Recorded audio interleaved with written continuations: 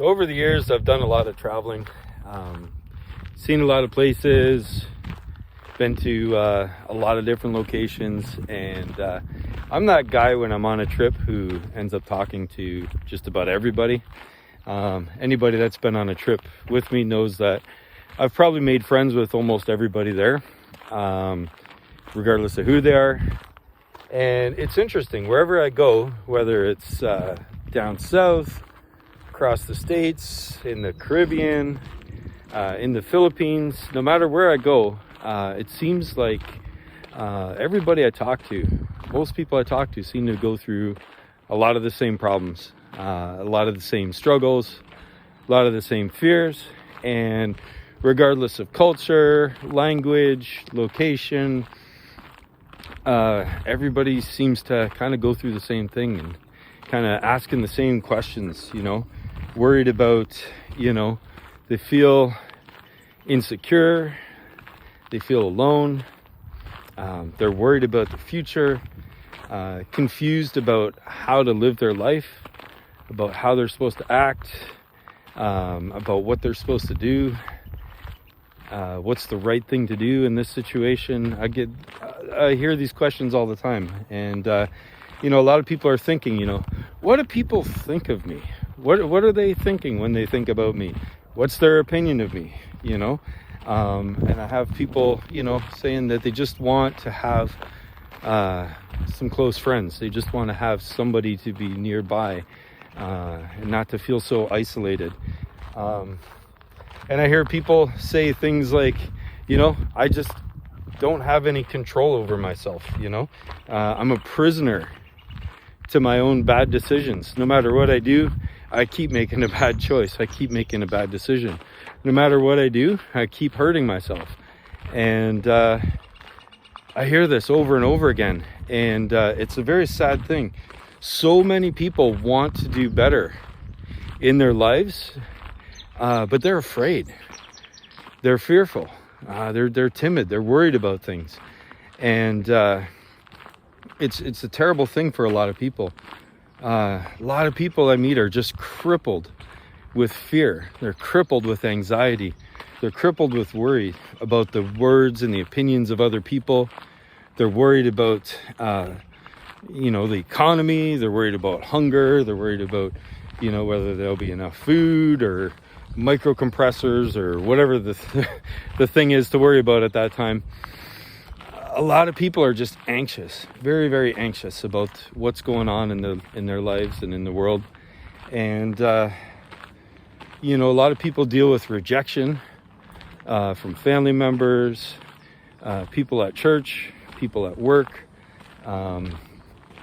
people in the community. They feel hurt, rejected. Things have not worked out the way they had hoped or planned. And they're just feeling isolated.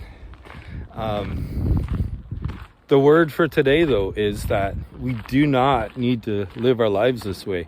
We do not need to live our lives with fear. We do not need to be insecure. We're not alone in this world. We're actually not out of control. There is a way to live. There is a way to act. There is a way to exist in this world where we have peace and safety and security. What I want to talk today about is from the Bible, 2 Timothy 1 verse 7. It says, God has not given us a spirit of fear, but of love, power, and self-control. It says self-control in the Bible. What do you know? God has not given us a spirit of fear, but of love, power, and self-control. When so many people are chased around in this world, scared and anxious, they're worried, chased around by their fears, we don't have to be. We don't have to be running scared. We don't have to be worried about what's going to happen, what the future holds. We can have a confidence and a faith that gives us so much more, and that we can live so much better by. These words in the Bible, God has not given us a spirit of fear, but of love, of power, and self-control. This was written to a young guy named Timothy, and he was a pastor, in a church, and he was fatherless, and at a time when your father and your father's name was your covering. It gave you status, it gave you a place in society, it gave you people knew who you were because they knew who your father was. Timothy didn't have that. He was kind of floating alone, isolated. And here he was trying to be a leader and a pastor in this church, and yet he had no status whatsoever, and he was getting bullied and bossed around a bit by people in the church, and he just didn't know what to do. He didn't know where to go. His confidence was shaken, and in the middle of having his confidence shaken, he gets this letter from the Apostle Paul, and it says in that letter, God has not given us a spirit of fear, but of love, power, and self-control. Timothy suddenly knew that there was more to his life, there was more to his future than what his past dictated. I want you to think about this. Here's a thought for you. Fear inside of you exaggerates your problems. It makes the problem seem worse. The fear inside of you exaggerates your problems. It makes them seem worse. You ever get that thing where, something's bothering you and you talk about it over and over and over and over in your head, and you keep thinking about it, and you spiral and you find yourself just completely locked up inside your head with this thought. And then you have a chance to talk it through with somebody. And by about 2 minutes into talking it through, you realize this wasn't as serious as I thought. This was not as big of a problem as I thought. The more you talk it through, the more you realize, you get good feedback from wise people. You realize, oh, this is not as out of control and serious as I thought it was. Fear inside of you exaggerates your problems. It makes them seem so much worse. God has not given us a spirit of fear. He's given us a spirit of power, of love, and self-control. Camera slipped there, sorry. So this power that God gives us, it's the Greek word for power that's used here in the Bible is dynamite. God has given us explosive power. Power to live our lives, power to do good works, power to do miracles, if you want to believe it, it's actually true. Power to show God's truth in this world. He's given us power. Power to stand for God's truth. Power to stand for what's right. Power to give witness. We don't need to walk around in fear and alone and with anxiety, because God has given us power. You're his daughter. You're his son. You have power from on high. God has not given us a spirit of fear, but a spirit of power, of love, and of self-control. So God has given us a spirit of love, and this is a love without restrictions. This is a love that has no conditions put on it. You don't have to fulfill a checklist. There's 12 things on this checklist, and you need to fulfill 10 of them in order for God to love you. No, it's not like that. It's this open-hearted, open-armed, everlasting love that God has for us. Love with no conditions, with no expectations. You can just simply know that you are loved by God. In the way that, if you've got, ever had little kids or nieces, nephews, grandkids, when they're little and they're only a few years old, and they look at you and they come to tell you a story or give you a leaf that they picked, you just have this open-hearted, endless love for this child, and they don't have to actually do a thing to earn it or to get it. They just simply have it because they are children that are loved. And God says, come to me as a little child. Come to me like a little child. And when we come to him as a child, he loves us as his children. It's absolutely beautiful when you consider what God has done for us. You are loved by God. He knows you and he loves you.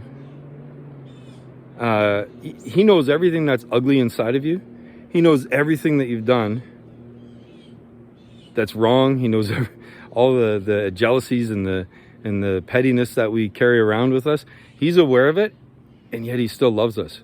God has not given us a spirit of fear, but of love, of power, and of self-control. So let's talk about self-control. God has given us wisdom to know how to act. God has given us wisdom to know how to respond. God has given us wisdom to know what to do in life. We're not just simply adrift and reacting to whatever comes along. God will guide your thoughts. God will direct your actions. When you're lost and you don't know what to do, how to think, how to respond, God will direct your actions. We must always pay attention to God's voice directing us. He's there. He's right there with us, right there for us, to show that to us, to show us his love. No more walking around confused and out of control. We can have God's wisdom to direct us and teach us, to show us. A lot of times we have these moments where our own appetites, our own passions get away from us. Well, we don't need to be a slave to those things, but instead we can have confidence knowing that God will always love us, that God will teach us the way that we should go. God's wisdom will guide you, and he'll give you confidence. See, it says God has not given us a spirit of fear. A lot of people live with a whole lot of fear, a whole lot of anxiety. And God has not given us a spirit of fear, but love, power, self-control. And it's interesting when you think about these things, God has given us a spirit of power, love, self-control. And it says it in that order: power, love, self-control. I know I mixed up the order earlier. If you have power, and you have power in a situation, and you exercise that power, you exert that power, you can hurt other people. You can really damage people and situations. If you have self-control, you can accomplish things that most people can't. And sometimes people with a lot of self-control end up having a lot of arrogance, end up having a lot of, they dismiss other people and put them down because of, they don't have that self-control in them. But when you have love right in the middle, if you have power and you exercise with love, it's a whole nother story. When you have self-control and you exercise it with love, it's a whole nother story.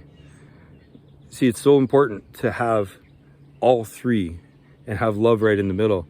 It talks about, there's three things: faith, hope, and love. And the greatest of these is love. When we have love at the heart, love at the root, love at the base of everything, life goes a whole lot better. Life goes a whole lot different. So I want to encourage you right now. I know there's a lot of fear going around. I know there's a lot of anxiety about where things are going, wars and problems with the economy and problems with world leaders and all these different things going on.